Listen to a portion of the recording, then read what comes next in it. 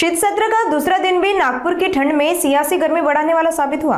शिवसेना उद्धव ठाकरे गुट के वरिष्ठ नेता अंबादास दानवे द्वारा सोशल मीडिया पर एक विधायक का कथित पैसे के बंडलों के साथ वीडियो साझा किए जाने से महाराष्ट्र की राजनीति में हलचल मच गई। इस पूरे मामले पर अपनी प्रतिक्रिया देते हुए शिवसेना उद्धव ठाकरे गुट के युवा नेता आदित्य ठाकरे ने भाजपा और सरकार पर जमकर निशाना साधा।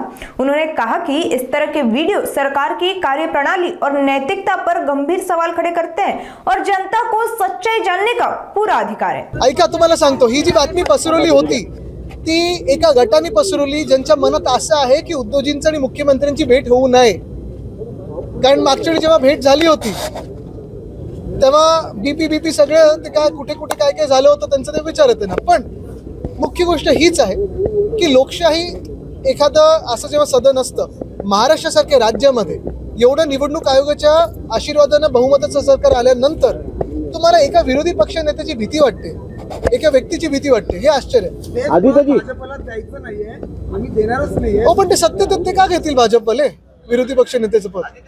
आदित्यजी, तुमच्या पार्टी मार्फत भास्कर जाधवांचं विरोधी पक्षपदासाठी नाव पुढे गेलाय किंवा पत्र देण्यात आलंय।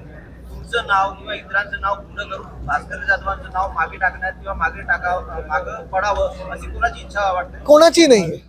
आता उद्या अजून 2 नावं तुम्ही ऐकाल नवीन, पण ते जिंकून आले तेवढं बघा। ठीक आहे।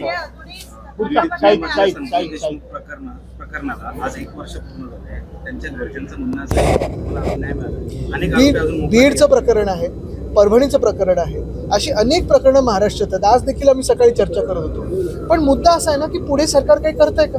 आणि ही जशी प्रकरणं आहेत तसं शेतकऱ्यांच्या पण आत्महत्या आहेत। हा पण प्रकार तसाच आहे, चालूच आहे। कुठेही पूर्णविराम त्याला होत नाही कारण सरकारकडून मदत मिळत नाही।